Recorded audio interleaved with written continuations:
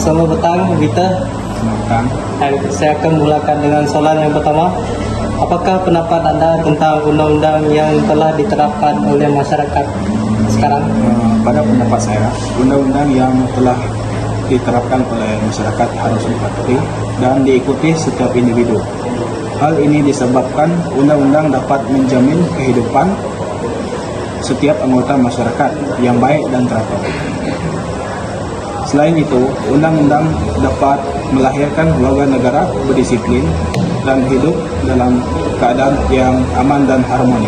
Seterusnya, untuk soalan yang kedua, bagaimanakah cara yang boleh Anda pikirkan untuk mengajar masyarakat tentang undang-undang moral agar terus diterapkan sehingga generasi masa datang? Antara cara yang boleh saya pikirkan ialah memberikan nasihat. Ini karena melalui nasihat pihak yang berbuat salah diberikan peluang untuk memperbaiki diri dan akhlaknya. Sebagai contoh, seorang ayah menegur anaknya ingin mencuri gula-gula di sebuah kedai. Sudah pasti dia akan berusaha mendidik anaknya menjalani kehidupan yang normal dan menyehatkan. Selain itu, membangunkan sumber dalam undang-undang dalam hal seperti video, artikel, dan soalan lazim yang menerangkan konsep undang-undang dalam bahasa mudah. Sebagai contoh, membuat naik video ke dalam sebuah platform seperti YouTube. Sumber-sumber ini mudah diakses dan meliputi berbagai topik yang berkaitan dengan undang-undang dan mematuhi keperluan yang berbeza-beza dalam komuniti.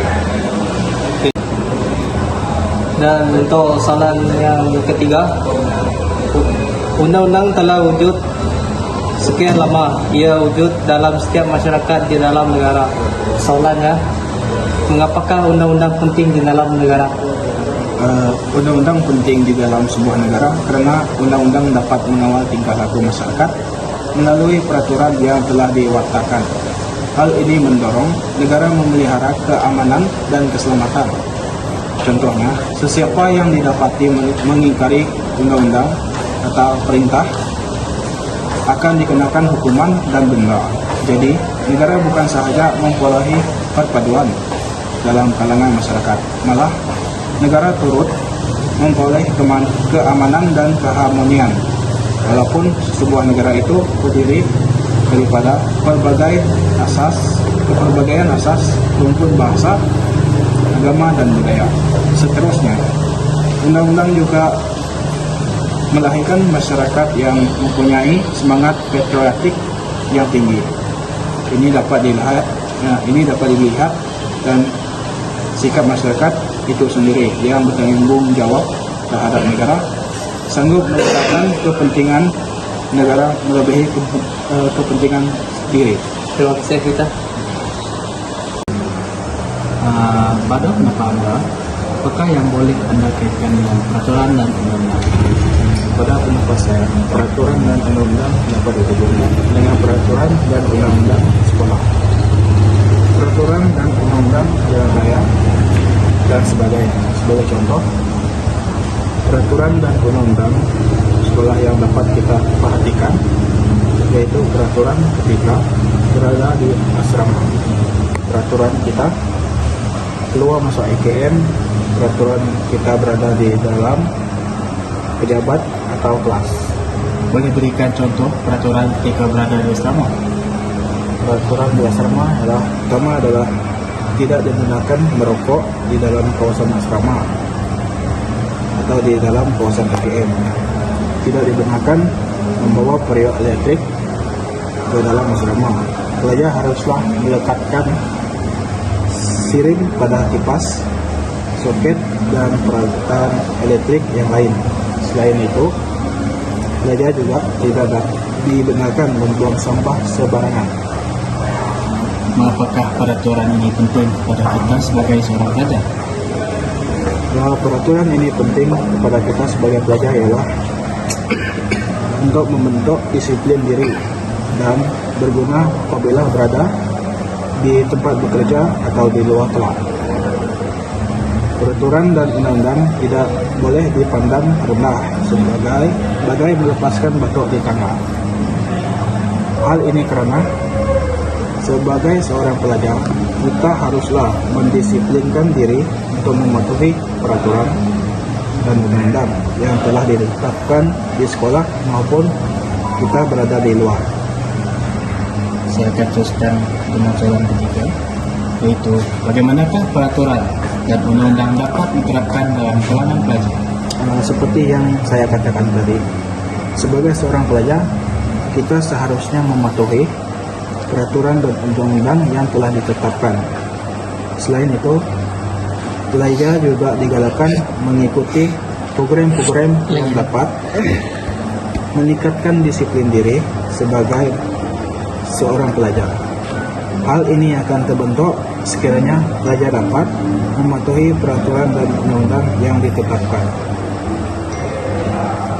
Mengapa pelajar dilarang merokok di kawasan sekolah?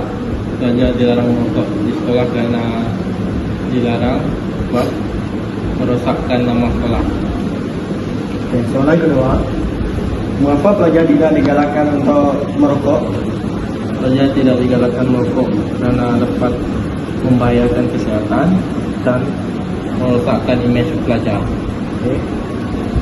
Soalan yang ketiga, mengapa pelajar sekolah diajar untuk tidak membuang sampah merata tempat?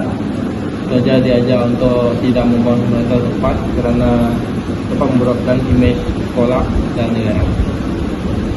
Soalan terakhir, mengapa kita perlu menjaga kebersihan kawasan sekolah, kawasan sekitar kita? Kita perlu menjaga kawasan kita sekitar sebab sampah sarap dapat menyebabkan penyakit yang ditularkan oleh haiwan perusak. Terima kasih. Kenapakah peraturan undang-undang itu penting? Undang-undang dan peraturan penting kerana menyediakan rangka kerja undang-undang yang diperlukan untuk mengekalkan ketentraman, keadilan dan perlindungan hak individu dalam masyarakat. Soalan kedua, apakah contoh peraturan undang-undang yang Anda ketahui? Yang saya ketahui, peraturan lalu lintas tidak boleh melanggar lampu merah. Terus itu undang-undang pekerjaan. Terus itu undang-undang perlindungan, memberi perlindungan kepada pengguna mengenai produk dan perkhidmatan. Itu undang-undang alam sekitar, mengawal selia dan perlindungan alam sekitar. Yaitu undang-undang jenayah. Apakah contoh peraturan undang-undang yang ada di Malaysia? Salah satu hal yang penting adalah Akta Prosedur Jenayah. Undang-undang ini mengatur prosedur dan proses dalam sistem keadilan jenayah Malaysia. Okey. Ya. Apakah peraturan undang-undang itu penting? Undang-undang yang menyediakan rangka kerja undang-undang yang diperlukan untuk mengekalkan ketentraman, keadilan dan perlindungan hak individu